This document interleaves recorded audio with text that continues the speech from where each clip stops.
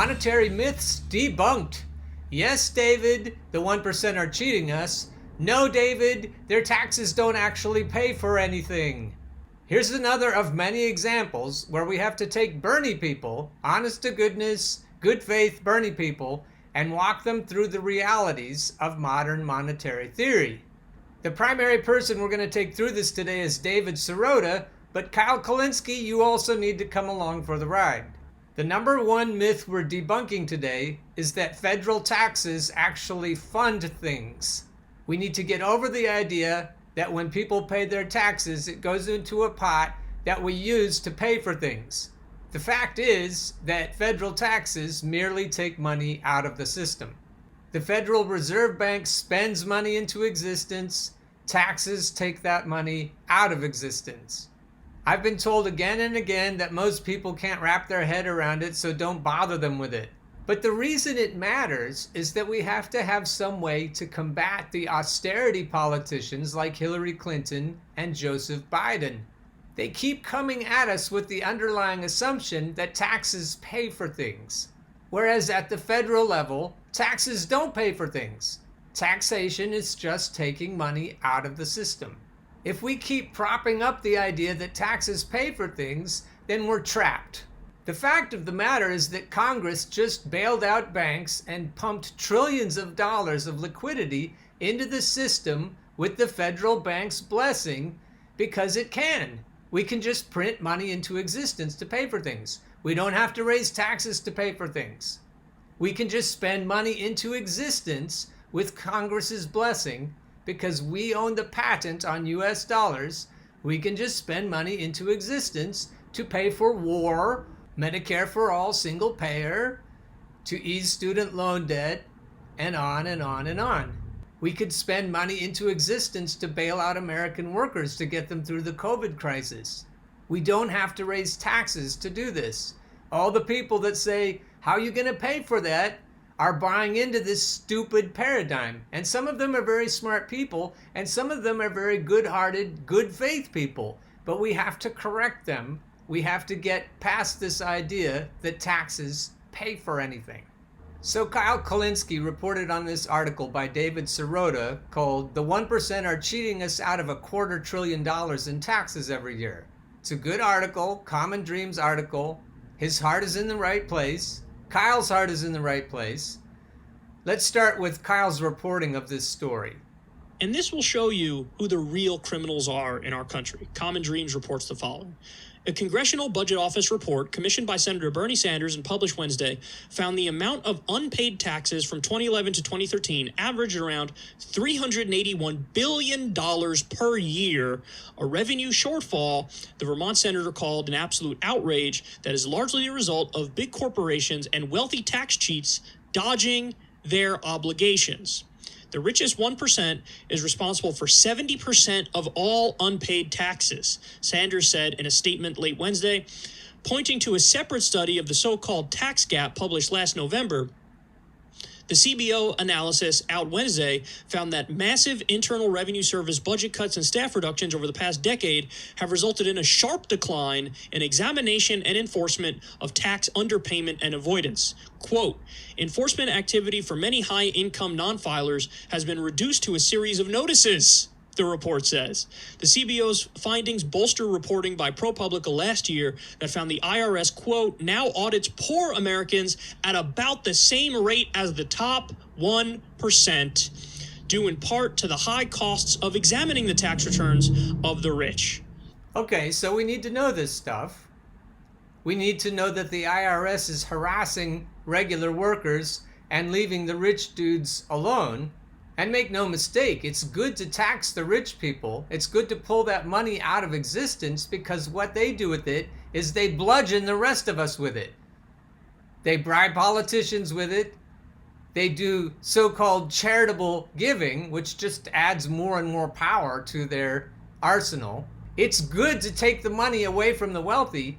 It would be good not to have these billionaires at all. So taxation is good. It would be great if we could get the IRS to do their fucking job. But again, we have to get past the idea that taxes pay for things at the federal level. We have to take Bernie Sanders to task here as well. He's right that these assholes dodged their taxes. He's right that they should pay for taxes, but he's wrong, and Stephanie Kelton has corrected him publicly. He's wrong when he says that taxes pay for things, and that when these guys don't pay their taxes, that there's somehow a revenue shortfall.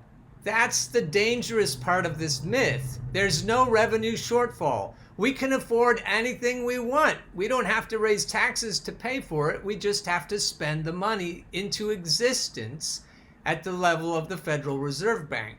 So Kyle and David and Bernie, we have to get this straight.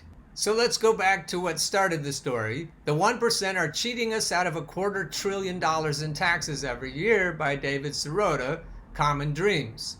As the social safety net is shredded, new data show that billionaires and corporations are refusing to pay hundreds of billions of dollars of owed taxes every single year. It really puts all the hand-wringing about looting into perspective. So we're going to go through this article and we're going to agree with the parts that are correct, and we're going to debunk the parts that imply that there's some sort of revenue shortfall because of this looting. The next time you hear conservative politicians insist they want law and order, hate looting, and believe America can't afford new government programs, show them 2 landmark reports that emerged in the last 24 hours. The data in these analyses tell the story of conservative politicians letting billionaires and corporations brazenly evade laws and effectively loot hundreds of billions of dollars from the public treasury, all while those same politicians plead poverty to justify cutting the social safety net during a lethal pandemic. So all of this is right except the idea of looting billions of dollars from the public treasury. What's actually happening is that we're not removing those dollars from existence. For some clarity, let's examine this recent post from my friend Stephen D. Grumbine at Real Progressives. He's one of the loudest voices on the internet, screaming about why we need to pay attention to modern monetary theory. And he's been right all along, a voice crying in the wilderness. He's got this picture of a guy pushing a rock up a hill, and I think that's what his life must feel like most of the time. Neoliberalism is about false scarcity, privatization, corporatism, bootstraps, identity politics, market solutions, and profit. Not for humanity, for profit, for markets. To eliminate public purpose spending and place the burden on those least capable of surviving. It breeds winners and losers and is focused on eliminating the state and pushing us all into private debt arrangements. Progressivism is exactly the opposite of this. Actual, real progressives are seeking public purpose spending, not taxpayer dollars. Real progressives are seeking inclusion and citizens' benefits, not means testing. Real progressives seek to eliminate needs-based destitution through leveraging the public money for the good of the people, not markets, not investors, not those who seek to profit off of our misfortune and mistakes. Progressivism seeks the solution that serves people and planet over profit. Neoliberal ideology, which is the part that Bernie and Kyle and David need to get better at debunking, is a horrific belief system, and it is currently seen in Wall Street Democrats and profiteers from the Republican and Libertarian parties. And the root of what allows them to keep passing this off on the rest of us is the idea that federal taxes pay for things. Sadly, only a small group of real progressives understand the monetary system, so they inadvertently advance neoliberal ideas and policies to all of our detriment, and further give Republicans an excuse to say government does not work for we the people. That's why we have to keep correcting the real progressives who keep talking about taxes at the federal level paying for things. Sadly, of that small group, many are hurting and cannot survive the neoliberal Democrats or the neocon Republicans. Sadly, the woke are dying from the curse of privateers and neoliberal sycophants. Sadly, our planet will expire if we do not kill the neoliberal ideology and belief system. Sadly, this isn't a selfie or a meme. Sadly, it's just the facts, and even more sadly, most will ignore it. But we need to keep pushing that rock up the hill.